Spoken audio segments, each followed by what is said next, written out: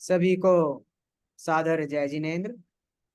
Jain foundation जो विविध आयामों को लेकर जैन दर्शन के प्रचार प्रसार में नए नए प्रकार से रुचि को रखते हुए नए नए कार्यक्रम आयोजित करते हैं, उसी के अंतर्गत जैन टॉक्स जो जैन फाउंडेशन के द्वारा विगत कई वर्षों से संचालित किए जा रहे हैं, उसके आज 216वां 216th सेशन में आप सभी का हम हार्दिक स्वागत करते हैं। आज हमारे बीच उपस्थित हैं बेंगलोर से डॉक्टर श्री दिनेश भंसाली जी। उनका हम इस मंच से हार्दिक स्वागत करते हैं। आप हमारे बीच पधारे, एतदर्थ आपका बहुत बहुत स्वागत। आपका एक छोटा सा परिचय दें तो आप बेंगलोर में ही एक एनजीओ सम्यक प्रकृति नाम का एक एनजीओ चलाते हैं, जिस एनजीओ के माध्यम से आप प्रकृति संरक्षण तथा मानसिक संरक्षण और इंसानों का भी संरक्षण आपके माध्यम से किया जाता है। इंसानों का संरक्षण किस प्रकार से कि वे हमारी मानसिकता, हमारे विचार और हमारे स्वास्थ्य को लेकर कई प्रकार के चीजों का आयोजन करते हैं, जैसे सेमिनार्स, वेबिनार्स और वर्कशॉप्स, योगा सेशंस इत्यादि इत्यादि। उनके माध्यम से समाज में जैन तौर तरीकों से किस प्रकार से हमारा मानसिक और स्वास्थ्यिक जीवन सुष्ठु रहे और अच्छे तरीके से चलता रहे, इस बारे में प्रचार प्रसार किया जाता है। आज हमारे बीच में ऐसे व्यक्तित्व हमारे समक्ष उपस्थित हैं। अपने वक्तव्य के लिए, मुख्य वक्तव्य के लिए उनका हम हार्दिक स्वागत करते हैं। मैं आप सभी के बीच पारस जैन, आज के सेशन के लिए मॉडरेटर। मैं यहाँ पर कई सवालों के माध्यम से हमारा जो आज का टॉपिक है मुक्ति युक्त जीवन, उस विषय को लेकर हम आदरणीय दिनेश जी के माध्यम से कई कई विविध आयामों प्रश्नों पर चर्चा को यहाँ पर करेंगे। आशा करता हूँ कि आप सभी मुक्ति युक्त जीवन इस विषय को गंभीरता से समझने का और समझकर अपने जीवन में उतारने का प्रयास करेंगे। तो मैं आपको टॉपिक के बारे में थोड़ा सा बता देता हूँ। टॉपिक जैसे हमें बता रहा है मुक्ति युक्त जीवन, जीवन मतलब हमारा लाइफ स्टाइल। और हम सभी ये चाहते हैं कि हमारा लाइफ स्टाइल मुक्त हो। हम किन्हीं किन्हीं चीजों से बंधे हुए हैं, कि हम कभी कुछ चीजों में बंधे, दुख से बंधे हैं, किसी से ज्यादा अट्रैक्शन है हमें, हमें गुस्से से बंधे हुए हैं, हमारे अंदर नए नए प्रकार की लोभ, माया इत्यादि प्रकार की चीजें हमारे अंदर खड़ी होती रहती हैं, जिसका प्रयास हम निरंतर करते रहते हैं। तो उन्हीं प्रयास को लेकर हमारा जीवन जो हम चाहते हैं एक सुखमय बने, और हम हमेशा सुख के लिए ही खोजते रहते हैं। उठते हैं, सोकर उठते हैं तो दुख, सोने से हम नींद से परेशान हो गए इसलिए उठते हैं। तो इस प्रकार से हर हर चीज में हम मुक्ति चाहते हैं, अपने जीवन को मुक्त होना चाहते हैं। इसी विषय पे हमारे बीच वक्तव्य देने के लिए आज हमारे बीच उपस्थित हैं डॉक्टर श्री दिनेश भंसाली जी। मैं उनसे निवेदन करता हूँ कि वे हमें इस बारे में थोड़ा विषय से अवगत कराएं कि किस प्रकार हमारा जीवन मुक्ति युक्त है और हम किन दुखों से घिरे हुए हैं और किस प्रकार से हम उससे निकल सकते हैं। आदरणीय श्री दिनेश भंसाली जी। पंच परमेष्टि को नमन। सभी को सादर जय जिनेन्द्र। पहले तो एक छोटा सा करेक्शन है। आपने मेरा जो परिचय दिया तो आगे आपने संबोधित किया कि डॉक्टर दिनेश बंसाली, तो डॉक्टर नहीं है, वो कोई मिस्टेक है, उसको ओके, करेक्शन कर सॉरी। लीजिए। It is only Dinesh Bansali. या तो shall I start the topic? Topic शुरू करो? या श्योर। या ठीक है। तो सभी को जय जिनेन्द्र। तो आज का हमारा जो टॉपिक है, मुक्त मुक्ति युक्त जीवन, यानी जीवन ऐसा हो जिसमें कोई प्रकार का बंधन ना हो। ऐसा जीवन कैसे जिए, कैसे प्रयास करें, उस विषय में आज हम चर्चा करेंगे। और विषय के दौरान अगर किसी को कोई प्रश्न हो, कोई डाउट हो, कोई कंफ्यूजन हो, क्योंकि टॉपिक में थोड़ा सा कॉम्प्लिकेशंस हो सकता है, क्योंकि हम एक अलग हमारे मानसिक व्यवस्था को समझने का प्रयास करेंगे कि हमारा मन कैसे काम करता है, कैसे हम कर्मों से बंधे हुए हैं और उन कर्मों को तोड़ने के लिए कैसे हमको प्रयास करना चाहिए। तो थोड़ा सा कंफ्यूजन शायद हो सकता है। मैं कोशिश करूंगा कि मैं अपनी बात स्पष्टता से रखूं। फिर भी अगर किसी को कोई कंफ्यूजन हो, कोई बात न समझ में आए, तो आप इसको खुलासा कर सकते हो, इसके बारे में प्रश्न कर सकते हो। तो सबसे इंपॉर्टेंट पॉइंट जो मैं कहना चाहता हूं, हम जैसे अगर किसी ने समकित के 67 बोल पढ़े हो तो उसमें आता है कि परमार्थ का परिचय करे। परमार्थ का परिचय करे अर्थात क्या? जिसने परम अर्थ को जान लिया है उसको परिचय करना। और परम अर्थ क्या है? अगर हम एक चीज गौर से देखें तो कोई भी संसार में ऐसा प्राणी नहीं है जो दुख चाहता है। हर प्राणी का एकमात्र गोल है कि वो दुख से मुक्त हो जाए। उसको दुख प्रिय नहीं है, दुख पसंद नहीं है। ऐसा कोई भी जीव नहीं है, ऐसा कोई वर्ग नहीं है, ऐसा कोई प्राणी नहीं है जो दुख चाहता हो।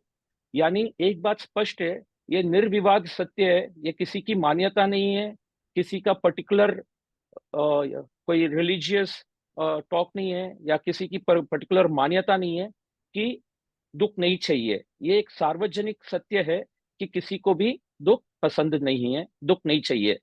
दूसरा सत्य यह है कि हर जीव सुखी होने का ही पुरुषार्थ कर रहा है। कोई भी जीव क्यों ना हो, चाहे वो योगी है, वो भी सुख पाने का ही पुरुषार्थ कर रहे हैं, वो भी दुख मुक्त होने का ही पुरुषार्थ कर रहे हैं। चाहे प्रभु महावीर, वो भी, उन्होंने भी जो पुरुषार्थ किया, सारे बंधनों से मुक्त होने का पुरुषार्थ किया, सारे दुखों से मुक्त होने का पुरुषार्थ किया। या कोई भोगी भी है, तब भी वो यही प्रयास करता है कि उसका जीवन कैसे सुखमय हो, और उस सुख की तलाश में, उस सुख की अभिलाषा में वो पुरुषार्थ कर रहे हैं। तो अब एक बात क्लियर होती है कि हर जीव दुख से मुक्त होना चाहता है, और हर जीव सुख का ही पुरुषार्थ कर रहा है। जितने भी संसार में जीव है, सारे जीव सुख का ही पुरुषार्थ कर रहे हैं। अब कहाँ अड़चन आ रही है कि सुख का पुरुषार्थ करने के बावजूद भी, अनंत बहुभ्रमण करने के पश्चात भी, जीव जिस पुरुषार्थ को लेकर के चल रहा है वो उसको प्राप्त नहीं हो रहा है, अपितु खन्मित सुख का बहुकाल दुख का। यानी थोड़ा सा सुख पा भी लेता है, सुख का आभास मिल भी जाता है, लेकिन लंबे समय का दुख उसके साथ जुड़ा हुआ रहता है। तो क्या कारण है कि सुख का पुरुषार्थ करने के पश्चात, पूरा मेहनत करने के पश्चात, वो दुखों से ही घिरा हुआ है। इनफैक्ट और एक बात अगर मैं आगे कहूं, तो एक मुझे बात, जब मैंने इसको अनुप्रेक्षा की, जब मैंने इसको अनुभव किया, तो मुझे बहुत आश्चर्यजनक लगा कि अगर हम देखेंगे, संसार का हर जीव दुख को सहन कर रहा है, करना पड़ता है। ये ऑप्शन हमारे पास नहीं होता है कि मैं दुख को सहन करूं या ना करूं। प्राय प्राय हमको सारे दुखों को सहन करना पड़ता है, और हम कर रहे हैं। चाहे वो नारकी का जीव क्यों ना हो, वो सारे दुखों को सहन कर रहे हैं। कोई भी, चाहे तिरंज का जीव क्यों ना हो, वो सारे दुखों को सहन कर रहे हैं। हमारे अंदर भी कोई भी शारीरिक दुख आता है, या अनेक अनेक दूसरे दुख आते हैं, तो हमको सहन करना पड़ता है, ना चाहते हुए भी। हमको दुख नहीं पसंद होते हुए भी हम सहन कर रहे हैं। और अगर हम प्रभु महावीर का जीवन देखें, तो वो भी दुख सहन कर रहे थे, उन्होंने भी दुख को सहन किया। तो क्या अंतर हो जाता है? देखिए, सबसे बड़ी बात हमारे सामने क्या आ रही है कि दुख को सहन किए बिना तो ऑप्शन ही नहीं, कि हमारे पास ये ऑप्शन है कि मैं दुख को सहन नहीं करना चाहता हूं तो मैं नहीं करूंगा, ये ऑप्शन नहीं मिलता है। सूनर और लेटर, आगे या पीछे, जो दुख इकट्ठा किया हुआ है उसको भोगना पड़ता है, और सारे जीव इस दुख को भोग रहे हैं। अगर हम अभी के हिसाब से भी देखें, जितना भगवान महावीर ने दुख को सहन किया है, अगर वैसा ही उसी प्रकार का दुख आज पांचवें आर्य में भी देखा जाए, तो कई मनुष्य ऐसे है जो, या तिरंज से, जो शरीर के कटने का, शरीर को जला देने का, ऐसा दुख भी सहन कर करके निकल रहे हैं। तो अंतर क्या हो जाता है? दृष्टि में, अगर दुख को सहते समय अगर दृष्टि में परिवर्तन आ जाए, तो हम दुख के मूल का नाश कर सकते हैं। और दृष्टि में अगर परिवर्तन नहीं आता है, तो दुख के पीछे वापस दुख, दुख के पीछे वापस दुख सहन करते जाना पड़ेगा। और जब तक दृष्टि में परिवर्तन नहीं आएगा, इस दुख से हम छुटकारा पा ही नहीं सकते, असंभव है। जब तक हमारे दृष्टि में सम्यक पना नहीं आ जाता है, दुख का सिलसिला जारी रहेगा। चाहे हम कुछ भी कर लें, इससे हम छुटकारा नहीं पा सकते हैं। तो सबसे इंपॉर्टेंट पॉइंट अब क्या हमको समझ में आ रहा है कि हर जीव दुख मुक्त होना चाह रहा है, हर जीव सुख का पुरुषार्थ कर रहा है। और सम्यक प्रकार से अगर वो दुख को सहन नहीं करता है, या दृष्टि में परिवर्तन नहीं लेके आता है, तो दुखों का अंत नहीं कर सकता है। अब क्या है सम्यक प्रकार से, कैसे हम दुख से मुक्त हो, ये एक प्रश्न खड़ा हो रहा है। तो अगर हम सूत्र कथान सूत्र जी में अगर पढ़ते हैं, तो उसका पहला अध्ययन का पहली गाथा में ही एक बहुत अच्छी बात आती है, कि वहां आता है कि बोध ही प्राप्त करो, बोध को प्राप्त करो, बंधन को जानो, बंधन को जानो, बोध प्राप्त करो और उसको तोड़ो। तो क्या है बंधन?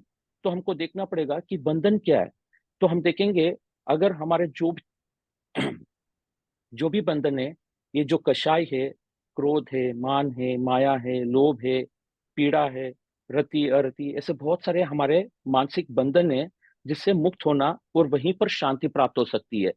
तो अगर हम देखें हमारे जीवन में आज का, अगर हम प्रैक्टिकली लेकर के चलते हैं, आज का हमारा जीवन में हमको शारीरिक बहुत सारी सुविधाएं हैं।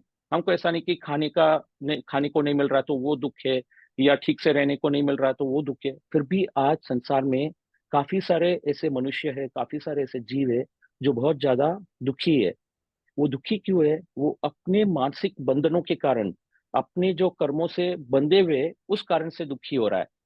तो दुख क्या है? इन शॉर्ट अगर हम दुख को समझना चाहते हैं, जो मैं चाहता हूं वो मुझे नहीं मिलता है, और जो मैं नहीं चाहता हूं वो मुझे मिलता है, यही दुख है। जो मैं नहीं चाहता हूं वो मुझे मिल रहा है, और जो मैं चाहता हूं वो नहीं मिल रहा है, यही सबसे बड़ा दुख है। अगर हम अपने जीवन को टटोले, अच्छे से अगर हम अपने जीवन को देखेंगे, अगर हमको क्रोध हुआ, परेशानी हुई, पीड़ा हुई, कहीं पर भी मानसिक तनाव हुआ, तो हम देखेंगे इसके पीछे एक कारण निकलेगा कि जैसा मैंने सोचा था, जो मैं चाह रहा था, वो मुझे प्राप्त नहीं हो रहा है, और जो मैं नहीं चाह रहा था, जो मैं नहीं सोचता हूँ, वो मुझे मिल रहा है। इसी कारण से दुख होता है। तो दुख का मूल रीजन क्या है? कि हम पराधीन वाला जीवन जीते हैं। तो सबसे इंपॉर्टेंट है पराधीनता का ज्ञान प्राप्त करना। अब पराधीनता क्या है? पराधीनता है कि मैं अपने बलबूते पे अपना ध्यान नहीं रख सकता हूँ, और मैं किसी और के ऊपर पर अधीन हो जाता हूँ। जब हम पराधीन होते हैं, तब हम उसके अनुसार का जीवन हमको मिलता है। वो जैसा जीवन देता है वो हमारे सामने आता है। जब हम चाह रहे कि कोई मेरे हिसाब से चले, ये संभव नहीं है कि हर बार कोई हमारे हिसाब से चले, क्योंकि सबके अपनी कर्म का उदय होता है, सबकी अपनी सोच होती है, और वो अपनी सोच से चल रहे हैं। लेकिन हमारा मन बीच में आकर के बोल रहा है कि वो ऐसा, उसने ऐसा क्यों किया। हमको लगता है कि उसने गलत किया, जबकि उसने सही किया या गलत किया वो एक दूसरा विषय है। लेकिन सबसे महत्वपूर्ण बात यह है कि मुझे वो अच्छा नहीं लगा। जो मुझे अच्छा नहीं लगता है, जो मुझे ठीक नहीं लगता है, हम उसको गलत की कैटेगरी में डाल देते हैं। जो मुझे अच्छा लगता है, जो मुझे ठीक लगता है, हम उसको सही की कैटेगरी में डाल देते हैं। तो हमारे अंदर दो प्रकार के बंधन मुख्य रूप से बंधा हुआ होता है, कि सही और गलत। जो मुझे ठीक लगता है वो सही हो गया, और वो चीज सामने मिलने पर हमको अच्छा लगता है कि हमको लग रहा है ये सही हुआ, और जो चीज वैसा नहीं मिलता है तो हमको लगता है वो गलत हुआ। इस मानसिकता के कारण हमारे सामने नाना प्रकार के सिचुएशंस आते हैं, नाना प्रकार के सर्कमस्टेंसेस आते हैं, परिस्थिति आती है, अवस्था आती है। और उस अवस्था के दौरान हमारे मन में ये सही नहीं है, ये गलत है, और वहां पर हमारे भीतर में एक पीड़ा को हम अनुभव करते हैं। और उस पीड़ा के कारण हम फिर सामने वाले को दोष देते हैं कि उसके कारण मुझे पीड़ा हुई। लेकिन अगर मूल रूप से देखेंगे, तो मेरी चाहना, मेरी सोच, मेरे बंधन, जो मैं चाह रहा था वैसे नहीं हुआ, वही दुख था, अन्यथा दुख नहीं है। अगर मान लीजिए मैं अगर अपने माइंड को न्यूट्रल कर देता हूँ, सही गलत से बाहर निकल जाता हूँ, तब सामने जो भी घटना घटेगी, फिर उस घटना के हम ज्ञाता दृष्टा बन जाते हैं। ये सामने घटना घटी, इससे हमारा संबंध अगर रहा, तो उसको जैसे हमको उपयुक्त लगता है हमने उसको वैसे डील किया, और सामने वाले के ऊपर छोड़ दिया कि उसने जो किया, जैसे किया, वो उसका अपना निर्णय है। उसमें सहयोग देना या नहीं देना, सामने वाला जो भी कर रहा है उसको सहयोग देना नहीं देना, वो मेरी स्वतंत्रता हो सकती है। लेकिन वो ऐसा करे या नहीं करे, वो मेरे हाथ में नहीं होता है। इवन अगर भगवान खुद भी चाहे कि, जब जैसे वो कहते हैं कि गौशालक आएगा, तुम बीच में उसको प्रत्युत्तर मत देना, प्रतिक्रिया मत करना, फिर भी उन साधु का अपना कर्म का उदय होता है, वो प्रतिक्रिया करते हैं, और गौशालक तेजोलेशिया फेंक करके उनको भस्म कर देते हैं। तो भगवान के कहने के बावजूद भी प्रकृति वैसे नहीं चलती है जैसे हम चाहते हैं। हम भले ही अभिव्यक्त कर सकते हैं, लेकिन प्रकृति चलेगी वैसे ही जैसे जैसे जिनका जैसा कर्म है, वैसे उदय से वो कार्य करेंगे। हम बस इतना कर सकते हैं कि उसको सहयोग दे या ना दे, ये हमारे हाथ में होता है। जब हम अपने मन को उस स्थिरता पे लेके आ जाते हैं जहां पर हमारे सामने नाना प्रकार की घटनाएं घट रही है, और हम धीरे धीरे उन घटनाओं को देख करके अप्रभावित होने लग जाए, तब हम देखेंगे कि हम मुक्त हो गए। अन्यथा हमारा रिमोट कंट्रोल किसी और के हाथ में, किसी ने हमको कुछ कह दिया, हमको अच्छा नहीं लगा, उसने ऐसा कह दिया, उसने ऐसा कर दिया, और हम वहां पर बेचैन हो जाते हैं। और हमारी बेचैनी का कारण सामने वाला नहीं है, हमारी खुद की मानसिकता, हमारी खुद के बंधन, हमारे खुद के जुड़ाव, हमारे सोच के प्रति हमारे जुड़ाव। हमने जो धारणा बनाई हुई है उसके प्रति हमारा जुड़ाव हमको पीड़ा दे रहा है। तो यहाँ तक सबको समझ में आ रहा है क्या जो मैं कहने की कोशिश कर रहा हूँ? यहाँ तक किसी को कुछ डाउट है तो आप एक बार उसको हम क्लियर करते हैं, फिर हम आगे बढ़ते हैं, अपने टॉपिक को लेकर के आगे चलेंगे। अगर किसी को कुछ पूछना है यहाँ पर तो आप पूछ सकते हो। और मेरी बात जैसे अगर किसी को समझ में नहीं आ रही तो वो भी बता दीजिए, अगर मैं फास्ट हूँ, अगर स्लो करना है, कुछ भी ऐसे। एक सवाल खड़ा होता है सर यहाँ पर। हम्म। जैसे कि आपने कहा कि जो मैं चाहता हूँ वह मुझे नहीं मिल रहा, और हम्म। जो मैं नहीं चाहता वह मुझे मिल रहा है। हम्म। पहली दुख इस चीज का है।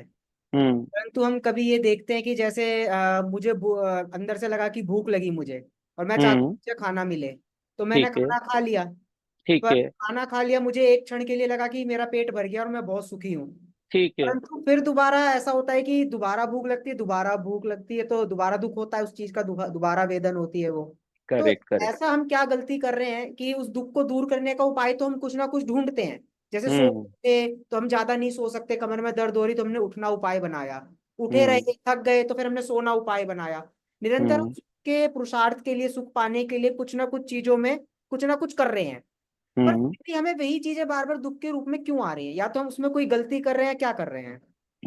नहीं, भाई वहां पर क्या हो रहा है कि देखिए, इसमें हम लाइफ के डिफरेंट स्टेजेस को क्रॉस करते हुए एक स्थान तक पहुंचते हैं। जैसे आहार संबंधी आपने बात कही या निद्रा संबंधी आपने बात कही, तो जैसे जैसे हम मेडिटेशन में या अपने अंतरात्मा में प्रवेश करते जाएंगे, धीरे धीरे हम आत्मा अनुभूति के साथ आत्म भाव में जीने लग जाते हैं, तो हमारे अंदर जो अनारक पने का गुण है वो विकसित होने लगता है। तो अभी मान लीजिए जो आहार संबंधित चीजें हैं, वो अभी आहार मिल गया, हम आहार हमने कर लिया। लेकिन एक होता है कि आहार की आवश्यकता होना और आहार की इच्छा होना, ये दो डिफरेंट चीजें हैं। इसलिए ये बहुत अच्छा प्रश्न किया आपने, इसी से रिलेटेड एक टॉपिक के विषय में मैं बात कर सकता हूँ। जैसे हमारे यहाँ पर नाना प्रकार के व्रत पचकान बताए गए, तपस्या बताए गए।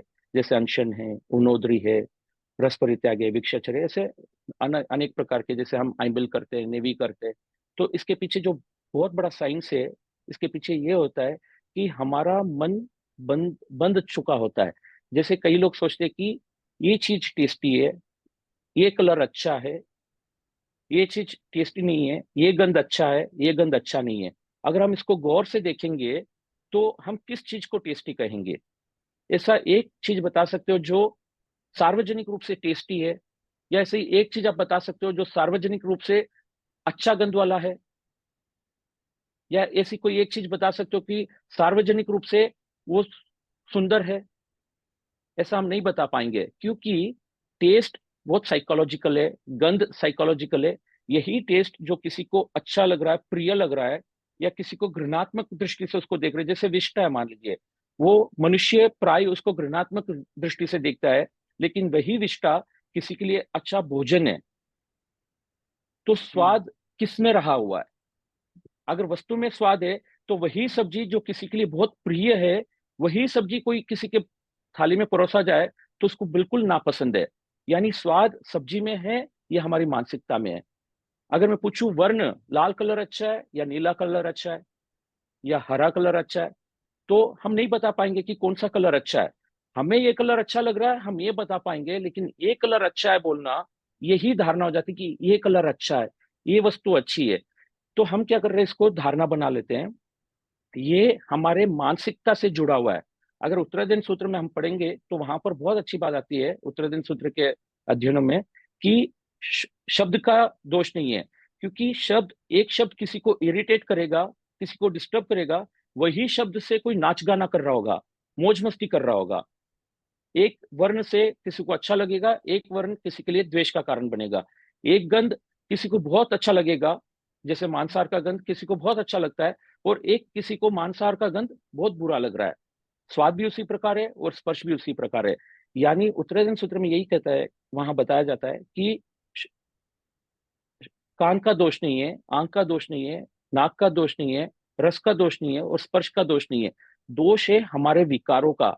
हम जिस प्रकार से उससे जुड़ चुके हैं, उस कारण से हमको अच्छा या बुरा लग रहा है। ये हमारे जुड़ाव के कारण है। और उसी जुड़ाव को हमको समझ करके जब हम डिस्कनेक्ट हो जाएंगे उस जुड़ाव से, फिर हम सिर्फ देखेंगे ये लाल है, ये नीला है, ये गंध है, ये रस है, ये शब्द है, ये स्पर्श है। लेकिन अभी क्योंकि हमारा मन किसी चीज से जुड़ा हुआ है, तब हम कहते हैं ये अच्छा है, ये अच्छा नहीं है, ये इरिटेटिंग है, ये इरिटेटिंग नहीं है, ये सुहावना है, ये बहुत बेसुरा है। तो इस तरह से हम जुड़ जाते हैं।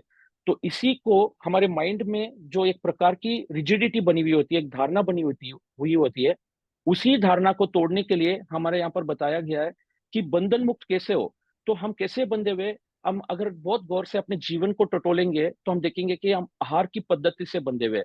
हमको आहार चाहिए तो इस प्रकार का आहार चाहिए, ये अमुक चीज आहार में आए तो अच्छा लगेगा, अमुक चीज आहार में नहीं आए तो अच्छा नहीं लगेगा, उसका वर्ण ऐसा होना चाहिए, उसका स्पर्श ऐसा होना चाहिए, कौन सा आहार कड़क होना चाहिए, कौन सा नरम होना चाहिए, उसका गंध ऐसा होना चाहिए। तो हम आहार से साइकोलॉजिकली बंधे हुए हैं।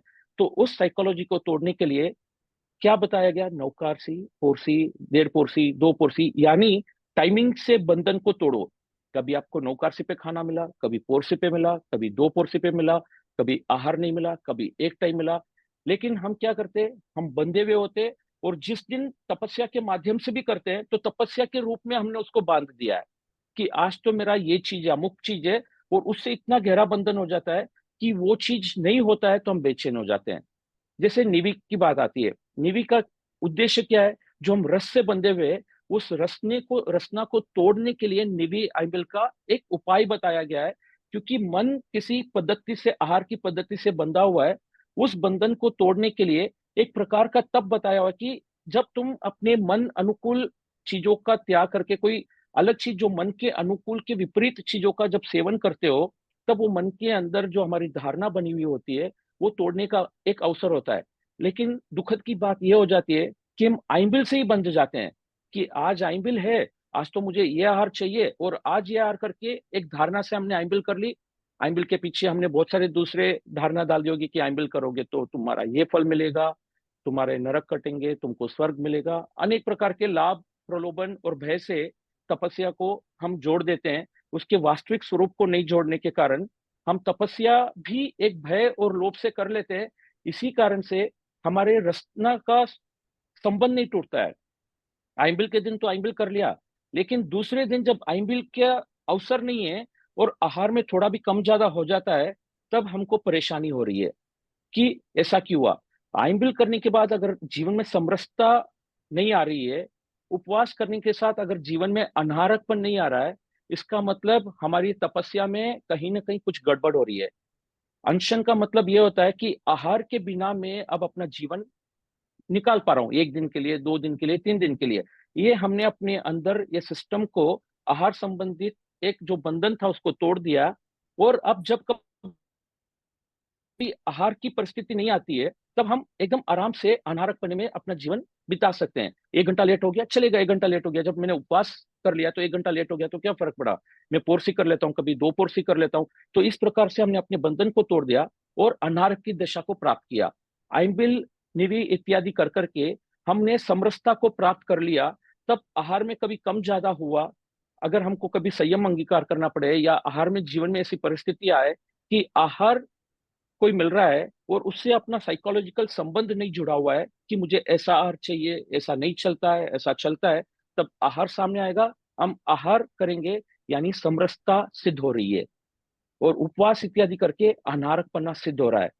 तो ये अपने जो बंधन को, उसका मूल उद्देश्य है कि बंधन को तोड़ने के लिए। लेकिन अगर तपस्या भी प्रलोभन के नाते किया जाता है कि इससे मुझे परभव में सुख मिलेगा, इसमें मुझे परभव में अच्छा जीवन मिलेगा, यानी अभी भी हम संसार से जुड़े हुए हैं। परभव की कामना से अगर तप किया जा रहा है, या परभव के भय से अगर तप किया जा रहा है, तो हम अभी भी संसार से ही जुड़े हुए हैं। हमारा मूल उद्देश्य, जो आत्मा भाव में जाने का जो मूल उद्देश्य है, कि मेरी मेरी आत्मा का रस से संबंध नहीं है, यानी समरसता प्राप्त करना, अनारकपना प्राप्त करना, ये आत्मा का गुण है। अनारकपना आत्मा का गुण है। हम उस उद्देश्य से जब भी तपस्या या क्रिया नहीं करते हैं, तो हम बाह्य रूप से तपस्या कर लेंगे, बाह्य रूप से क्रिया कर लेंगे, और इसका बाह्य रूप से हमने मन में एक बात बिठा दी कि इसका ये फल मुझे भविष्य में मिलने वाला है, और उस धारणा से हम कर तो लेते हैं, लेकिन अपने जीवन में इसका रिफ्लेक्शन नहीं देख पाते हैं कि मैंने इतना इम्बिल किया लेकिन समरसता गुण प्रकट नहीं हो रहा है, मैंने इतनी तपस्या की, उपवास इत्यादि किया, लेकिन अनारक पने का गुण प्रकट नहीं हो रहा है। तो इस प्रकार से हम इन बंधनों को तोड़ें तो फिर हम मुक्त हो सकते हैं। आहार संबंधित जो बंधन हैं, जो पर्टिकुलर चीजें आहार से बंधी हुई है, उनको हम तोड़ पाएंगे। तो आपका डाउट आई होप यहाँ क्लियर हो रहा है। और जो आपने निद्रा की बात कही, जैसे मैंने कहा कि स्टेजेस आते लाइफ में, एक स्टेज ऐसा आएगा कि मन जितना शांत होता जाएगा, शांत होता जाएगा, आवश्यकता भी टूटती चली जाएगी। हमारा शरीर स्वस्थ होने लगेगा, यानी स्थिरता आ जाएगी, शरीर का मोह टूटने लगेगा। तो हमको निद्रा का जो, निद्रा भी एक प्रकार का कर्म है, वो टूटने लगेगा। आहार भी एक प्रकार का कर्म है, आहार से जुड़ा एक प्रकार का कर्म है, वो भी टूटने लगेगा। लेकिन अभी हम जो बात कर रहे हैं, अभी जो हम स्टेज में जी रहे हैं, मैं शारीरिक संबंधी बंधन को तोड़ने की बात नहीं कर रहा हूं। अभी फिलहाल जो साइकोलॉजिकल बंधन है, कि सब कुछ प्राप्त होने के बावजूद भी अभी शरीर के ऊपर कोई आक्रमण नहीं है। भगवान महावीर का जीवन कैसा था कि अब वो शरीर के बंधन को तोड़ने की प्रक्रिया कर रहे थे। उनका जब चरम भाव था कि अब शरीर का मोह भी छोड़ने की प्रक्रिया में चल पड़े। हम अभी साइकोलॉजिकल बंधन से, किसी ने मेरी छोटी सी बात नहीं मानी, या किसी ने मेरे कानों में ऐसे शब्द डाल दिए जो मुझे पसंद नहीं है, और हम आग बबूले हो जाते हैं। यानी सिर्फ एक शब्द मुझे हिला देता है, एक छोटी सी घटना मुझे बेचैन कर देती है। हम इतने बंधनों में बंधे हुए, और हम मोक्ष प्राप्त करना चाह रहे हैं, हम मोक्ष की यात्रा करना चाह रहे हैं। और हम अपने आप को देखेंगे, अगर सब ईमानदारी से अपने जीवन को टटोलेंगे, तो छोटी छोटी घटनाएं हमको बेचैन कर रही है, छोटे छोटे इंसिडेंट हमको क्रोधित कर रही है, हम परेशान हो रहे हैं। यानी साइकोलॉजिकली मतलब क्या हुआ कि हमारे कर्म इतने हावी है कि मेरी अपेक्षा पूरी नहीं हुई है, मेरे अधिकार भाव के ऊपर ठेस पहुंच रही है, हमको पसंद नहीं आ रहा है। तो फर्स्ट क्या हम इस साइकोलॉजिकल बंधन से, यानी ये जो इमोशनल बंधन है, इससे मुक्त हो सकते हैं क्या? या हाँ, कि आपने बताया कि दुख के मेनली दो कारण बने, कि एक तो हम्म हमारे अंदर इच्छाएं बनती जा रही है नई नई चीजों की, कि आज लाल रंग नहीं, अब हरा रंग चाहिए, पीला रंग हम्म चाहिए। और पदार्थों से हम दुख को मान रहे हैं कि ये चीज हम्म दुखी कर रही है, ये इंसिडेंस मुझे दुखी कर रहा है। तो इसमें हम कई जगह ऐसा देखते हैं कि बहुत से बच्चे होते हैं या बड़े भी, बुजुर्ग भी हैं, जैसे 10th में अच्छे नंबर नहीं आए, 12th में अच्छे स्कोर नहीं हुआ, आईआईटी में एडमिशन नहीं हुआ, या अन्य लाइफ में कोई भी समस्या आ रही है, और हम उससे दुखी होकर हम सब एक रास्ता अपनाते हैं। बहुत लोग ऐसा सोचते हैं कि इन सबसे छूटने का उपाय एक सिर्फ मरण है, कि हम मर जाएं, सुसाइड कर लें, तो हम सब करेक्ट चीजों से दूर हो जाएंगे और हम बहुत सुखी हो जाएंगे। तो क्या करेक्ट ये मरना भी एक उपाय हो सकता है, या नहीं तो क्यों नहीं हो सकता ये मरना, उस चीज से हटना? हम हट तो उन करेक्ट चीजों से रहे हैं, इच्छाओं को ही खत्म करना चाह रहे हैं मरकर। करेक्ट। देखिए, ये हमारा भ्रम है। हमको लगता है कि मरने से मेरा दुख का अंत हो सकता है। फर्स्ट चीज ये हमको समझना होगा कि हमारे पास ये ऑप्शन ही नहीं कि हम मर जाए। ये हम्म। ऑप्शन प्रकृति ने हमको दिया ही नहीं। शरीर का परिवर्तन का ऑप्शन भले ही है, लेकिन मरने का ऑप्शन जीव के पास नहीं है। इसको पहले अच्छे तरह समझना होगा। और अगर कोई अनुभव करना चाहते हैं कि हमारी आत्मा अमर है, हमारी आत्मा नहीं मरती, अगर इसको अनुभव करना चाहे, तो हमारा एक मेडिटेशन कोर्स होता है, जिसमें हम इस चीज को अनुभव कर पाएंगे धीरे धीरे, कि आत्मा अमर होती है, आत्मा नहीं मरती है, और आत्मा सिर्फ शरीर को परिवर्तन करता है। तो हम्म। फिर जो अभी इसको लग रहा है कि मैं मर जाऊं, मेरा दुख से छुटकारा हो जाएगा, इस भ्रम से जितना जल्दी निकले उतना अच्छा होगा। क्योंकि दुख से छुटकारा नहीं होगा, दुख को आप कैरी फॉरवर्ड कर रहे हो। सिर्फ इस शरीर के माध्यम से दुख नहीं मिलेगा।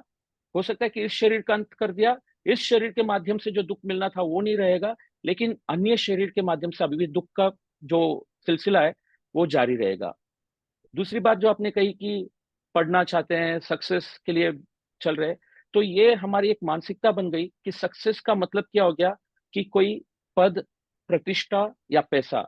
ये तीन, इतना हमने इसको इतना महत्व दे दिया कि कोई पद है यानी मैं सक्सेसफुल हूँ, मेरे प्रतिष्ठा है तो मैं सक्सेसफुल हूँ, और मेरे पास पैसा है तो मैं सक्सेसफुल हूँ। सबसे पहले पद, प्रतिष्ठा, पैसे, ये सक्सेस नहीं है। सक्सेस का वास्तविक मतलब, क्योंकि पद भी अनित्य है, प्रतिष्ठा भी अनित्य है, और पैसा भी अनित्य है।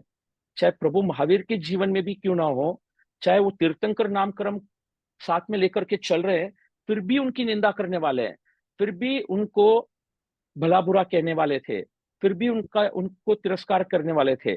तो ऐसा नहीं हो सकता है कि एकदम उत्कृष्ट पोजीशन में पहुंचने के बावजूद भी उनकी प्रतिष्ठा रहेगी, या प्रतिष्ठा उनको सम्मान देने वाले ही होंगे।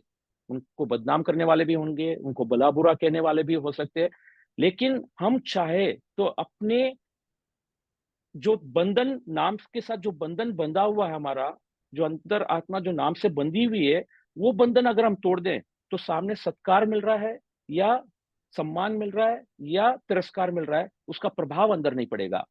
लेकिन जब तक ये बंधन रहेगा, हम उस प्रतिष्ठा को मेंटेन करने के लिए हम कुछ न कुछ ऐसे कार्य करेंगे जिसमें छल कपट है, जिसमें माया है, जिसमें दिखावा है, जिसमें हम नाना प्रकार के दूसरी चीजें करेंगे, जहां हम अपनी प्रतिष्ठा को लेकर के धोते रहेंगे और प्रतिष्ठा को मेंटेन करने के लिए फिर जीवन को जीते रहेंगे। लेकिन वो प्रतिष्ठा कभी भी, आप कोई भी बड़ा महापुरुष ले लेंगे, अभी भी वर्तमान में भी ले लेंगे, आप कोई नहीं बता पाओगे एक भी महापुरुष की उनकी कोई निंदा करने वाला नहीं है। कोई भी आप इतिहास को उठा लो या वर्तमान में किसी को भी आप उठा लेंगे, उनकी निंदा करने वाले नहीं है, ऐसा नहीं मिलेगा। लेकिन हाँ, हम निंदा और प्रशंसा से डिस्कनेक्ट भले जरूर हो सकते हैं, और एक बार इससे डिस्कनेक्ट हो गए तो हम अपना लाइफ एकदम शांति से, बिना कोई तनाव के, बिना कोई प्रेशर के, हम उस चीज को जी सकेंगे। तो ये जो डिपेंडेंसी आ गई पद को लेकर के, प्रतिष्ठा को लेकर के, पैसे को लेकर के, ये हमको दौड़ाता है, परेशान करता है। थोड़ा सा अगर प्रतिष्ठा के माध्यम से सुख का आभास हो भी जाएगा तो उसको मेंटेन करने के लिए भागते रहना पड़ेगा, उसको मेंटेन करने के लिए भागते रहना पड़ेगा, और हम मुक्त नहीं हो पाएंगे। हम अपना जीवन सही मायने में हम नहीं जी पाएंगे, सत पुरुषार्थ हम नहीं कर पाएंगे, क्योंकि अगर अंदर प्रतिष्ठा का अहमियत रही हुई है, पद की अहमियत रही हुई है, या पैसों की अहमियत रही हुई है, पैसा प्रतिष्ठा होने एक अलग चीज है, इसकी मांग होना अलग चीज है। देखिए, प्रतिष्ठा ना हम रोक सकते हैं कि कोई सम्मान करे तो हम उसको रोक भी नहीं सकेंगे, कोई तिरस्कार करेंगे तो भी हम नहीं रोक सकेंगे। जो कर्म में है वो हमको प्राप्त होगा, लेकिन उसके साथ जो बंधन है उसको हम तोड़ सकते हैं। तो हम अगर आगमों में भी देखेंगे, हम स्टोरीज में भी देखते हैं, चाहे वो आनंद श्रावक है या अर्नक श्रावक जी है, इनका जीवन को अगर हम उठा के देखेंगे, या सुदर्शन शमनोपासक है, वो भगवान के दर्शन के लिए जा रहे हैं, अर्जुन माली उनको मारने के लिए आना चाहते हैं, लेकिन वो इतने निर्लिप्त है कि अगर वो मारने के लिए आ रहे तो संथारा ले रहे, यानी कोई प्रकार का बंधन नहीं, एकदम आराम से मोह का त्याग कर पा रहे हैं, मोह रहित जीवन जी पा रहे हैं। सोचिए, एक श्रावक उस दशा तक पहुंच सकता है कि कोई बदनाम कर रहा है, उनको कोई प्रभाव नहीं पड़ रहा है। ये हम काफी स्टोरी पढ़ते भी है। वो कैसे उस दशा को प्राप्त करते हैं, कैसे उनके सामने मृत्यु होती है, वो एकदम निश्चिंत होकर के रह पा रहे हैं। तो उन्होंने उस तरह का जीवन अपना बनाया है, उन्होंने वो बंधन को तोड़ा है कि इस प्रतिष्ठा से, इस पद से या इस पैसे से संबंध विच्छेद कैसे करें। संबंध विच्छेद करने का ये मतलब जरूरी नहीं कि वो हमको नहीं हो हमारे पास में, कर्म के उदय से हो सकता है, पैसा भी हो सकता है, प्रतिष्ठा भी हो सकता है, पद भी हो सकता है, लेकिन उसकी चाहना होना अलग बात है, वो परिस्थिति या प्रतिष्ठा होना एक अलग बात है। तो अगर हम चाहना से डिस्कनेक्ट हो जाएंगे तो चाहे हमको मिलेगा या नहीं मिलेगा, इसकी कोई गारंटी नहीं है, लेकिन जो मिल रहा है वो मिल रहा है, हम उसकी परवाह भी नहीं करेंगे, ना उसको लेकर के हम परेशान होंगे, ना उसको खोने का डर रहेगा। हम आराम से निश्चिंत भाव से अपना जीवन जी पाएंगे, और हमारे अंदर कोई प्रकार का टेंशन नहीं रहेगा, कोई प्रकार का प्रेशर नहीं रहेगा। हम अपना सत्कार्य करते जाएंगे, और जो कर्म में लिखा हुआ है उसको, उससे गुजरते हुए हम अपनी यात्रा करेंगे। सर यहाँ एक क्वेश्चन है सर, इट इज हाँ। नॉट, आप जो बोल रहे हैं बहुत बहुत डिफिकल्ट है। आप बोलते हैं आराम से जी रहेंगे, लेकिन ये समाज ये भी ऐसा है कि ईच एंड एक एक मोमेंट पे हम लोग को सब मार देते हैं। तो करेक्ट। आप जो बोलते हो बंधन छोड़ो ये, लेकिन प्रैक्टिकल लाइफ में कैसे छोड़ना, आपने बोला करेक्ट। समय, वो हाँ, एक यही यही सिचुएशन यही आई तो हमें प्रश्न है। कैसा हैंडल करना है उसे, वो नहीं होता है। वी आर अ नहीं नहीं, नॉर्मल अब ह्यूमन। अभी सेम अभी प्रश्न आपने मेरा भी है। हाँ, अभी आपने स्टेटमेंट बोला कि समाज हमको जीने नहीं देता है, या समाज वैसा नहीं, करेक्ट, आपने यही कहा। या बराबर। देखिए, वापस यही बात आ गई कि हम समाज के ऊपर डिपेंडेंट है, कि समाज हमको कैसे ट्रीट करेगा, समाज हमको कैसे देखता है, हम वहां बंध जाते हैं, क्योंकि कहीं ना कहीं हमारा जुड़ाव हमारे अस्तित्व से, जो मानव अस्तित्व है कि मैं अमुक व्यक्ति हूँ, ये जो मानव अस्तित्व है उसके साथ हमारा इतना गहन संबंध जुड़ गया है कि अगर इसके ऊपर कोई आंच आती है तो हमको बुरा लग रहा है, इसको कोई प्रशंसा मिलती है तो हमको सुख मिल रहा है। यही कनेक्शन है। अभी भी हम चाह रहे कि समाज अच्छा हो, समाज में परिवर्तन आए, ये चाहना होने के कारण हमको लग रहा है कि ये डिफिकल्ट है। क्यों डिफिकल्ट लग रहा है? क्योंकि अभी हम समाज को फेस नहीं कर पा रहे, जैसा समाज है उस समाज को एज इट इज हम स्वीकार नहीं कर पा रहे हैं। हम अभी भी चाह रहे हैं कि समाज परिवर्तन हो जाए तो मेरा दुख खत्म हो जाएगा, लेकिन ये संभव है क्या कि समाज हमारे हिसाब से परिवर्तन हो जाएगा? कैसे संभव है, आप ये बताइए। ये आर्य का प्रभाव है, ये ऊपर जाएगा नीचे आएगा, नीचे जाएगा ऊपर आएगा, ये नेवर एंडिंग प्रोसेस है। कि कुछ भी कर लिया जाए, 5वां आएगा ही, 6ठा आएगा ही, इसको नहीं रोका जा सकेगा। लेकिन समाज से डिस्कनेक्ट हुए बिना हम मुक्त नहीं हो सकेंगे। अगर अभी भी हम समाज के ऊपर डिपेंडेंट रहेंगे तो डिफिकल्ट लगेगा आपको, क्योंकि हमने उस ओर कभी ध्यान नहीं दिया कि मैं डिस्कनेक्ट कैसे हूं। हम समाज के सामने कुछ दिखना चाह रहे थे, हमने वैसा फोकस किया। समाज के सामने अच्छे कैसे दिखे वैसा फोकस किया। इसलिए आज हमारे अंदर समाज इतनी तरह से बंधन रूप में बैठ गया है कि समाज हमको कैसे देख रहा है। अगर भगवान भी ऐसे देख रहे होते तो भगवान भगवान महावीर नहीं बन पाते। संगम देव ने जो परिचय दिया उनको कई प्रकार से भगवान को बदनामी मिली। संगम देव ने झूठा आरोप लगाया, कभी भगवान ने शिकायत नहीं की कि संगम देव के कारण ऐसा हो रहा है। वो डिस्कनेक्टेड रहे अपने नाम से, अपने प्रतिष्ठा से वो डिस्कनेक्टेड थे। तो कोई उनका तिरस्कार करता, उनको फर्क नहीं पड़ रहा है। उनका कोई सम्मान कर रहा है, उनको फर्क नहीं पड़ रहा है। और अगर हमको वास्तव में उस दिशा में जाना है, मुक्ति की ओर जाना है, तो ये डिस्कनेक्शन लाना पड़ेगा। इसके अलावा छुटकारा नहीं है। हम अनंत बार पहले आर्य में जाकर के आ गए ना, युगलिक काल में हम जी करके आए, अनंत भव यात्रा हमने वहां पर की। युगलिक काल में सारे निमित्त अच्छे है तो हम सुखपूर्वक जीवन जी रहे हैं। वहां हमारे उपादान से हमने सुखपूर्वक जीवन नहीं जिया। निमित्त अच्छे थे तो हमारा जीवन सुखमय था, और जैसे ही निमित्त अच्छे नहीं है वापस हम दुखी हो गए। तो ये तो प्रोसेस चलता रहेगा ना, कब खत्म होगा ये?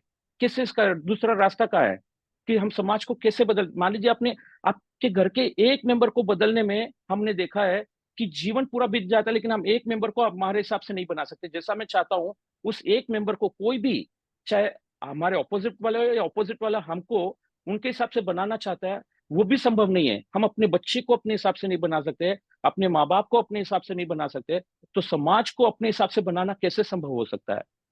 सर ये सारे जो अपने सुख दुख बंधन, तो ये अपने हम्म। कर्मानुसार ही होते होंगे भाई। सब आज अपना बेटा है, हस्बैंड है, वो अपने कर्म उस हिसाब से जी रहे हैं। हम चाह के कुछ नहीं कर सकते, करेक्ट। कर्म तो बंध ये भी आ जाता है। करेक्ट, सिचुएशन कर्म के हिसाब से है। लेकिन उस सिचुएशन जो भी, मान लीजिए जो हमको बेटा मिला, जो पति मिला, जो परिवार मिला, वो कर्म के वजह से मिला है। लेकिन दुखी होना नहीं होना वो हमारी चॉइस है। जो भी सिचुएशन मिला वो पुराने कर्मों के कारण आए। लेकिन अभी हम क्या चाह रहे हैं कि मुझे अच्छा परिवार मिले, आगे भव में अच्छा परिवार मिले। मान लो एक सेकंड के लिए अच्छा परिवार मिल गया, अच्छे समाज मिल गया, सब कुछ अच्छा मिल गया, तो क्या हमारे दुखों का अंत हो जाएगा? एक सेकंड के लिए मान लेते कि इस भव में आप इतना पुण्य को इकट्ठा कर लिया कि सब कुछ अच्छा मिल गया, परिवार अच्छा मिल गए, रिश्तेदार अच्छे मिल गए, सब हमारे कहने में आ गए, सब मानने वाले हो गए, और युगलिक जो मनुष्य का सबसे उत्कृष्ट भव है, या तो युगलिक का भव या हमको देवलोक भी मिल गया, तो क्या हमारा दुखों का अंत हो जाएगा?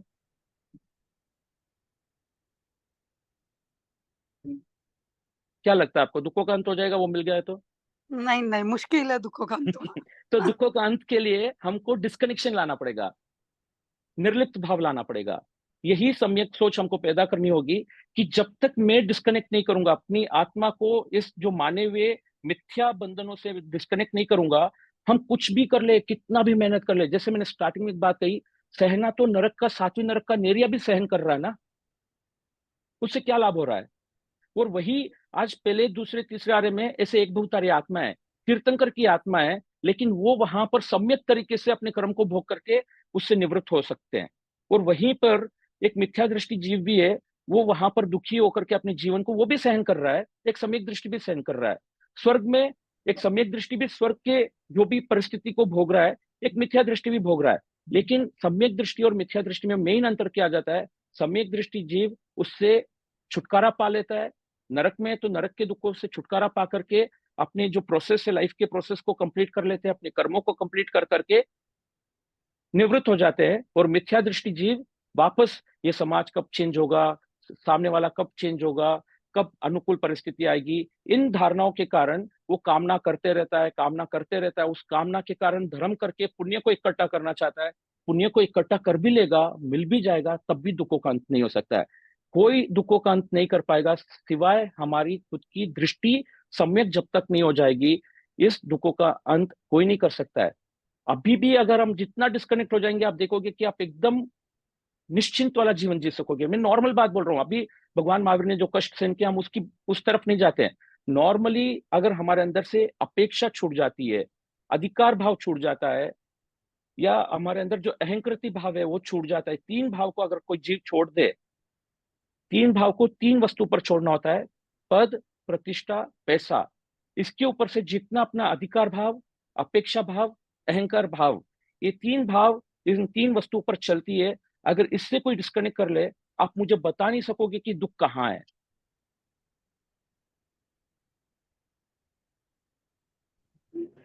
एकदम सही बात है साहब। बहुत अच्छी बात सर आप बता रहे हैं। पद, पैसा, प्रतिष्ठा में अहंकार इत्यादि इच्छाएं, अधिकार इन सबको समाप्त कर दें तो दुख अपने आप ही खत्म हो जाएगा। अपने आप और सम्यक गरीबी दृष्टि, में भी हम बहुत अच्छे से जी पाएंगे, एकदम खुल करके जी पाएंगे, चाहे बहुत कम होगा हमारे पास, चाहे प्रतिष्ठा बाहर समाज में कम है ज्यादा फर्क नहीं पड़ेगा, लेकिन हम जो निश्चिंत वाला जीवन जिएंगे ना, उसका जो आनंद हम ले पाएंगे, हम उसकी कल्पना नहीं कर सकते। और जिसमें हमको लग रहा है कि इसमें सुख है, अगर कोई देखेगा किसी के पास पद है, प्रतिष्ठा भी है मान लीजिए, अगर उसमें उसको सुख दिख भी रहा है तो साथ में एक भय रहा हुआ है कि ये प्रतिष्ठा कब चली जाएगी, प्रतिष्ठा कब कहीं से अपमान आ जाएगा, पैसा कब निकल जाएगा। वो हमेशा एक साइकोलॉजिकल दुख रहता है। वो अपनी लाइफ को बहुत सिक्योर करना चाहता है कि मैं ऐसा कर लूं कि मेरी लाइफ सिक्योर हो जाए, सिक्योर हो जाए, लेकिन वो सिक्योर नहीं कर पाएगा। वो पैसे को लेकर के जो इतना चिंतित हो रहा है, कोई भी अगर हम देखेंगे समाज में, कोई इसको गौर से देखे तो अपने हाथ से कमाया हुआ पैसों का वो 20% भोग नहीं कर पाता है, और पूरा का पूरा छोड़ के जाता है कि ये मेरे भविष्य में काम आएगा, भविष्य में काम आएगा, भविष्य में काम आएगा। 20% उसका भोग नहीं कर पाता है और बाकी पूरा छोड़ के निकलता है। बहुत, ये तो बात देखी जाती है। तो इसमें उपाय आपने बताया कि सम्यक दृष्टि हमें जीवन में लानी चाहिए निश्चिंतता के लिए। तो करेक्ट। एक लास्ट में बस एक यही प्रश्न करना चाहूंगा कि सम्यक दृष्टि बनाने का या बनने का शॉर्ट एंड स्वीट क्या उपाय हो सकता है कि हम ये सारे कर्मों से और इच्छाओं से, अधिकार से डिस्कनेक्ट हों और अपनी प्योर सोल से कनेक्ट हों, ताकि हम सर्व सुख को पा सकें। उसका कोई उपाय छोटे से रूप में। First, thank you so much कि आपने ये प्रश्न रखा। ये प्रश्न वास्तव में बहुत इम्पोर्टेंट है कि कैसे हम सम्यक को प्राप्त करें। जी। सम्यक को प्राप्त करने के लिए 2 रास्ते होते हैं। एक, अपनी आत्मा को अनुभव कर ले, या जो मैं नहीं हूं उसको हम जान ले। तो इन दोनों के लिए हमको अपने भीतर जाना पड़ेगा। जो मैं नहीं हूं उसको जानना पड़ेगा, अपने अधिकार भाव को जानना है, अपने अहंकार भाव को जानना है, अपेक्षा भाव को जानना है। हम कहाँ कहाँ से जुड़े जुड़े हुए, उसको जान करके उसका त्याग करने का जब पुरुषार्थ करेंगे, और उसको जानने के लिए अभी हम जो जान पा रहे हैं, हम सिर्फ, मैं एक रफली कह रहा हूं, मेरे पास कोई एविडेंस से नहीं कह रहा हूं, समझो probably 5% of our conscious mind को हम पकड़ पा रहे हैं। बाकी जो अनकॉन्शियसली जो हमारे अंदर जो बंधन बंधे हुए हैं, इसको हम पकड़ नहीं पाते हैं। अंदर ही अंदर वो काम कर रहे हैं, अधिकार भाव, अपेक्षा भाव। तो उसको जानने के लिए हमको डीप मेडिटेशन, स्व स्वाध्याय, स्व का अध्ययन करना होगा, अनुप्रेक्षा करना होगा, खुद को अच्छी तरह जानना होगा। भले हम अपनी चीजें बाहर बताए या ना बताए, दूसरी बात है, अपने ज्ञान में अपना सत्य का बोध होना बहुत जरूरी है। चाहे वो अनित्य वाला सत्य है, नित्य वाला सत्य को पहचान जाए, बहुत अच्छी बात है, आत्मा को कोई पहचान ले। आत्मा को नहीं भी पहचान सकते हैं, कम से कम सबको इतना ज्ञान हो सकता है, जो अनित्य वाला सत्य जो अंदर चल रहा है उसका भी अगर बोध हो जाए, कि जो मैं नहीं हूं उसका भी ज्ञान होने लगे, तो हमको अनित्यता का बोध हो सकता है। वो बोध हमको वास्तविक बोध में लेके जा सकता है। इसके लिए चर्चा के अलावा एक हमारा, एक छोटा, एक हमारा करके नहीं, बहुत जगह होता होगा, कहीं जरूरी नहीं कि हमारा ही हो, लेकिन स्वयं को जानने के लिए हमको एक प्रोसेस से गुजरना पड़ेगा। तो वो प्रोसेस होता है स्व का चिंतन, स्व की अनुप्रेक्षा, स्व का अध्ययन। ये ध्यान से सरल हो जाता है। ध्यान करना कंपलसरी नहीं है, लेकिन ध्यान एक बहुत अच्छा उपाय है खुद को जानने के लिए, खुद को पहचानने के लिए, ताकि हम बहुत गहराई से अपने आप को जान सके। और जान करके एक टेक्निक ऐसी है जो हम धीरे धीरे उसको इम्प्लाई करके सीख सकते हैं कि हम कैसे उन उन भावों से डिस्कनेक्ट हो जाए जो भाव बंधन रूप है, जो भाव मेरे नहीं है, जिसको मैंने अपना मान रखा है, जिस भाव के प्रति हमारा गहन अटैचमेंट हो चुका है, उन भावों से कैसे छुटकारा पाया जाए, उस पहचान करके जानिया, बोधि प्राप्त करो, बंधन को जानो और उसको तोड़ दो। जैसे हम बंधन को तोड़ देंगे, अब बंधन सारे अंदर है लेकिन हम बाहर पूरा मेहनत कर रहे हैं। मैंने कहा ना कि एक मिथ्या दृष्टि भी पूरा भरपूर पुरुषार्थ कर रहा है। ऐसा नहीं कि, अगर हम देखेंगे संसार में ऐसा कौन सा जीव है जो पुरुषार्थ नहीं कर रहा है? हर जीव पुरुषार्थ कर रहे हैं, और हर जीव सुखी होने का ही पुरुषार्थ कर रहे हैं। लेकिन दुखद बात यह है कि उनका जो सुखी होने का पुरुषार्थ है, मिथ्या धारणा के कारण, मिथ्या दृष्टि के कारण वो पुरुषार्थ दुख में परिवर्तन हो रहा है। हाँ, ये बात बहुत सही है कि हमें सम्यक पाने के लिए अपने प्योर सोल का कनेक्शन करना पड़ेगा। यदि नहीं कर पा रहे हैं तो जिन चीजों में हम कनेक्टेड है उनसे दूर होना पड़ेगा, तब हमें उस सोल से कनेक्ट होने का रास्ता स्वयं दिख जाएगा, बिल्कुल ज्ञान बिल्कुल। उसका वे बन जाएगा। आज आपके द्वारा बहुत मार्मिक बातें हमें सुखी होने के लिए सुनने को मिल रही हैं। मैं ऑडियंस से निवेदन करना चाहूंगा कि लास्ट 10 मिनट्स हैं, कोई आपके कोई प्रश्न हो तो आप बेहिचक रेज हैंड करके प्रश्न पूछ। सर वो आप जो मेडिटेशन बता रहे हैं ना, हम्म मेडिटेशन से हम बहुत कुछ जान सकते हैं, अंदर उतर सकते हैं, और अंदर गए बगैर हम अपने आप को कैसे जानेंगे? बिल्कुल बिल्कुल, आपकी बात बिल्कुल सही है। कौन सा मेडिटेशन करें, थोड़ा सा आप हिंट दे दीजिए इस आई तरह। थिंक वो कौन सा मेडिटेशन करेंगे ये सेशन में वो हम नहीं उठा पाएंगे, वो अधूरा कहना ठीक नहीं रहेगा। आराम से उसके ऊपर हम अगर नेक्स्ट कभी अवसर मिले तो चर्चा करेंगे, क्योंकि 2-4 मिनट में बता करके मैं नहीं चाहता हूँ कि हमारे ऑडियंस कंफ्यूज हो। सर कोशिश करना नेक्स्ट टाइम मेडिटेशन का, ताकि सब अंदर जा सके, हम अपने आप को जान सके, कुछ मान सके। ठीक है सर। अन्य किसी का कोई और प्रश्न हो तो पूछ सकते हैं। सर मैं मंजू जैन, आज मेरा क्वेश्चन है कि रोज की जो daily day to day life होती है, तो वहां पर कई बार क्या हो जाता है कि मतलब जहां पर जो चाहता है वो नहीं मिल पाता है, हो सकता है मिलता भी है तो वो संतुष्ट नहीं हो पाते, तो उसके लिए क्या उपाय करें हम लोग, मतलब day to day correct life के लिए, करेक्ट छोटी छोटी या बातों के लिए। करेक्ट, ये बहुत अच्छी बात कही आपने, पूछी आपने। देखिए सबसे इम्पोर्टेंट क्या होता है कि अब देखिए, हम जो चाहते हैं वो चाहना के साथ एक अपेक्षा आ जाती है कि हमारी अपेक्षा की पूर्ति हो।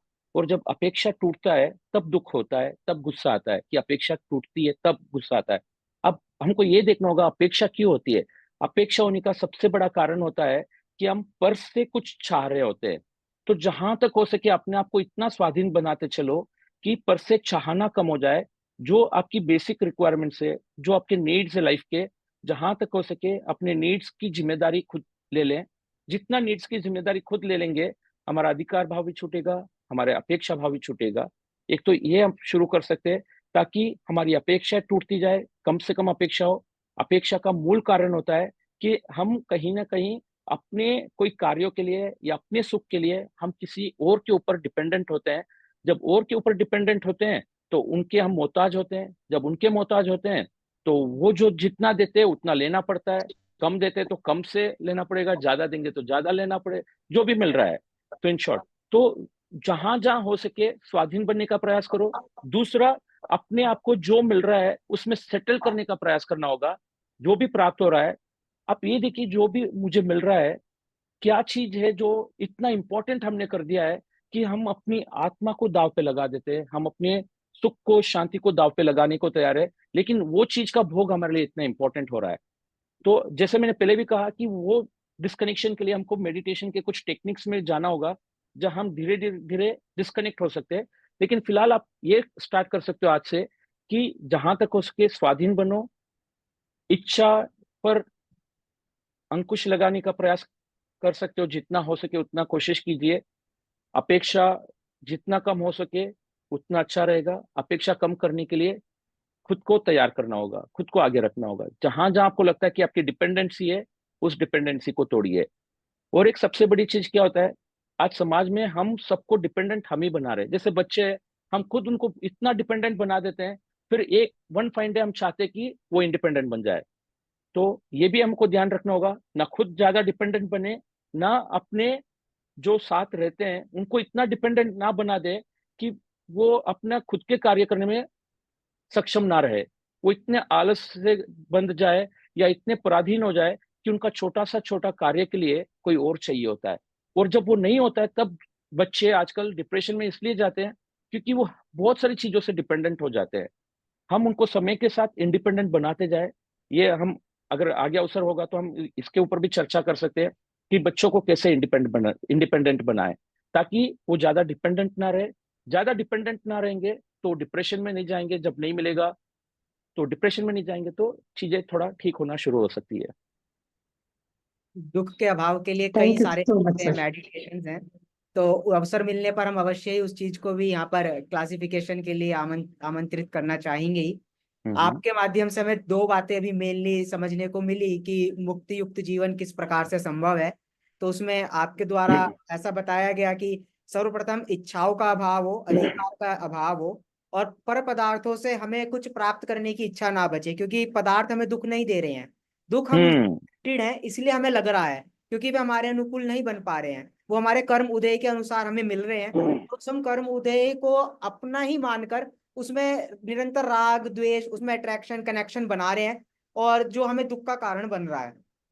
इसलिए आपने बताया कि उन सबसे कनेक्शन तोड़कर अपने सोल से, जो प्योर सोल है, उससे कनेक्शन बनाए, तो ऑटोमेटिकली खुद पे खुद सारे दुख खत्म हो जाएंगे, क्योंकि जहां से दुख जनरेट हो रहा है हम उस सोर्स को खत्म कर देंगे, और जहां सर्व सुख है यदि हम उस पर दृष्टि लगाएंगे, सम्यक वे में अपने आत्मा में दृष्टि लगाएंगे, मेडिटेट करेंगे, ध्यान करेंगे, तो नेचुरली ही ऐसा होगा एक दिन कि हम सर्व दुखों से शांत हो जाएंगे। और जिस प्रकार महापुरुष, जैसा कि सर ने बताया कि महावीर का उदाहरण दिया कि महापुरुष भी इसी रास्ते के द्वारा, समाज कहता रहा, उनको अपशब्द कहते रहे, परंतु तीर्थंकर के जीव, महावीर इत्यादि सभी जीव अपनी आत्मा को जानकर उसमें लीन रहे, उसका ध्यान करते रहे, तो एक दिन मुक्त हो गए, मोक्ष को प्राप्त हो गए, और आज सर्वोपरि सिद्ध शिला पर विराजमान है। इस प्रकार से दुखों के अभाव के लिए सिर्फ एक आत्मा को जानना ही सर्व साधन है। इस प्रकार की बात हमारे बीच में सर ने रखी है। लास्ट में किसी को कोई और सवाल हो तो सिर्फ 2 मिनट के लिए कोई पूछ सकता है, अन्यथा हम सेशन को यहाँ पर एंड करना चाहेंगे। बहुत बहुत हमारा सौभाग्य होगा यदि हम आपको आमंत्रित करके इसकी पूरी सीरीज बनाएं। अभी सभी ऑडियंस को मैं बताना चाहता हूं कि आज का हमारा 216वां सेशन, जिसमें हमारे बहुत शॉर्ट नोटिस पर आदरणीय सर हमारे बीच में उपस्थित हुए, और हमको इतनी सुंदर चर्चा के माध्यम से हमें किस चीज का दुख है और कैसे हम उस दुखों से बच सकते हैं, प्रैक्टिकली, साइकोलॉजिकली इत्यादि अनेक अनेक विधाओं से हमें समझाया। एतदर्थ मैं जैन फाउंडेशन और जैन टॉक्स की टीम की तरफ से और सभी ऑडियंस की तरफ से आज हमारे बीच आदरणीय दिनेश भंसाली जी का मैं आभार व्यक्त करता हूं, और हृदय से उनका अभिनंदन व्यक्त करता हूं। बहुत बहुत धन्यवाद सर, आप हमारे बीच में पधारे। हमारे बीच में सभी ऑडियंस ने इतनी जागरूकता से और इतने रुचिवंत होकर एक एक बात को समझा, गहराई से समझा, और जहां जहां उस चीज में जिज्ञासा हुई, वहां जिज्ञासा को अपनी पूछा और समझकर अपने जीवन में उतारेंगे, ऐसा हम सुनिश्चित करते हैं। एतदर्थ में सभी ऑडियंस का, सभी श्रोताओं का जैन फाउंडेशन और जैन टॉक्स की टीम की तरफ से इस सेशन में मॉडरेटर के रूप में सभी का आभार और अभिनंदन व्यक्त करता हूं। जैन टॉक्स की सभी टीम जिन्होंने बैकग्राउंड में रहकर सभी चीजों का आयोजन किया, उन सभी का भी मैं यहाँ से आभार और अभिनंदन व्यक्त करता हूँ। आशा करता हूँ कि आगे जैन टॉक्स और जैन फाउंडेशन इसी प्रकार से सभी श्रोताओं और समाज के लिए इस प्रकार के कार्यक्रम करता रहेगा। तो ऐसी मंगल भावना से मैं आज के सेशन को यहीं पर विराम करता हूँ। सभी को सादर जय जिनेंद्र। प्रणाम सबको जय दिनेश भाई, जिनेंद्र। प्रणाम। प्रणाम प्रणाम सर।